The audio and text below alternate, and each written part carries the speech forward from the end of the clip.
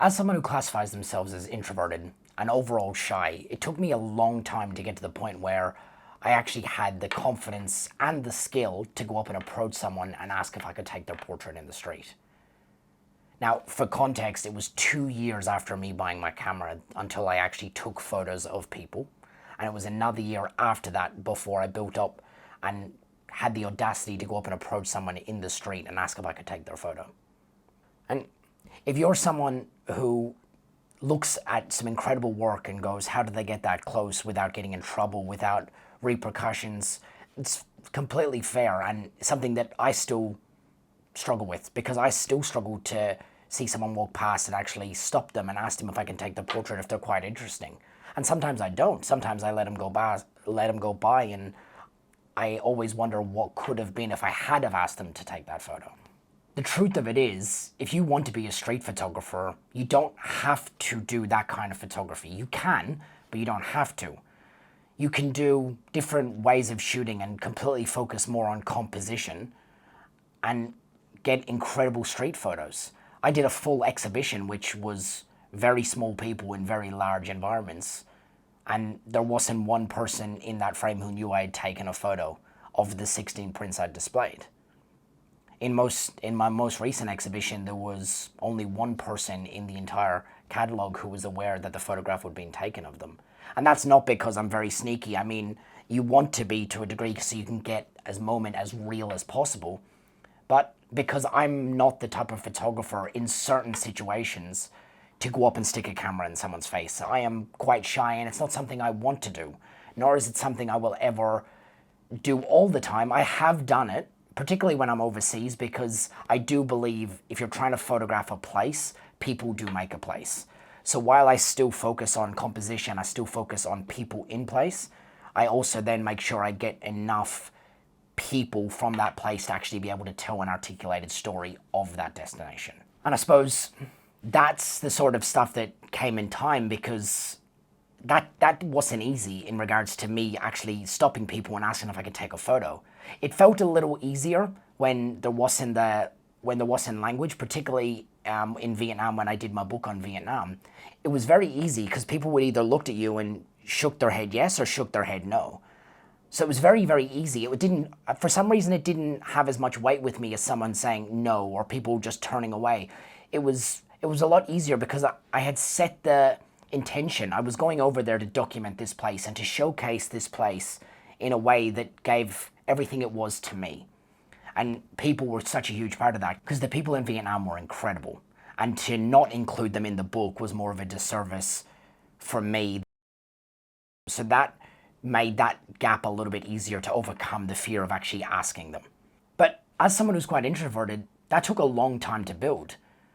Like, as I said before, it was 3 years from when I started before I actually got into street photography. I started doing landscape photography and astrophotography, and eventually started to take photos of people for photo shoots, and eventually that led me to walking in around the city to see what I could capture, trying different lenses, and then understanding with time the different elements that go into making composition, and understanding light and how it can affect between different parts of the day and the way you can use shadow.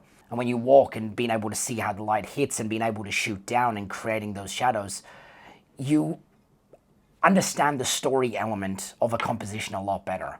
And that was the starting point from it. And then from there, I started to build up the courage and I started to go to small peaceful protests and rallies. And if you go to a peaceful protest or a rally, and particularly in Australia, it's very easy to walk up and take photos of people because people are there to be photographed. They bring signs. They're very creative with their signage. They are there and they're passionate because they're there for a reason. And they're trying to get something across. And it's very, very easy to photograph people there because most people love to be photographed in those situations. And what I took away from that after being a little bit cautious when you're in and around those places is most people are actually flattered if you want to take their photo. Now, it's not something I do often, and I only do it if someone really, really grabs my attention, because I prefer a candid style of photography, because I don't necessarily want to get so close to people that they notice the camera, but I also want to get close enough that I can fill the frame and engage and showcase detail, because that's important when it comes to walking around and doing street photography. It's important to showcase all elements, from the wides, the details, the people, but that came in time.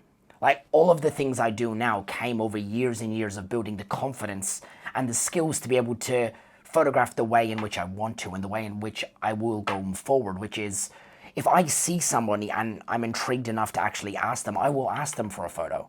But that's not my main thing I chase, and that you don't have to do that at all. If you want to do street photography, you can focus on wide compositions.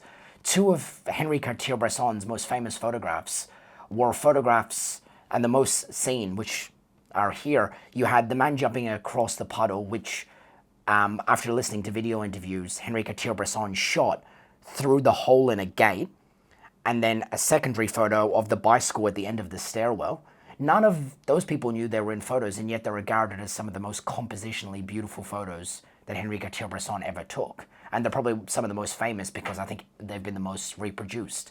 But those images were street photography. If you look at the guys who are kind of the pioneers in regards to the Joel Meyerowitzes, the Matt Stewarts from today, those guys do get quite close, but they also are very quick, and they understand the camera so well that most people don't see the photo being taken, but they see the shot and get it and walk away. Now, that doesn't mean that you have to get to that level. I mean, it's somewhere I eventually would like to go, to the point that I'm very confident in knowing I can get the frame and walk away and hopefully have people not notice you. I mean, that is the end goal, because you're capturing street photography as is rather than as you set it up to be. But when you start, I think it's all about building the skills and building the confidence within yourself to be able to get to a point where you're being able to take the photos you want. Because I think, as someone who is very introverted, the worst feeling is when you see a frame and don't act on it. Not out of the fact that you missed it, out of the fact that you didn't want to go up and disturb someone, or you didn't want to say something to someone and ask if they could take their photo. Because I still do that. I still kick myself for frames not taken. And it's something. So if you're someone who is shy, and you're someone who wants to get to a point where you get out and do more street photography style stuff, you need to get out and build confidence. Start wide. You can do that for a long time and get very good at it. As I say, I did an exhibition on images where people did not know I was there, and I was very far away in some instances. But you need to build the skills around yourself as a photographer in order to get to the point where you can create work. You need to build skills, because in time you can make the work in that which you're looking at now. You can build work that means stuff and carries weight and does stand the test of time. But that will only come through the confidence you build by actually starting and doing it.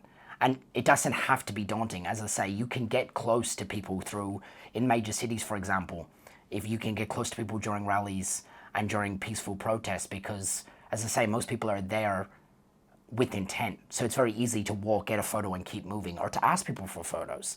I've done both, and great ways of building confidence and building skill, but I've also got rejected in some other parts. And after you get rejected 10 times, the 11th time doesn't sting as much as the first time does.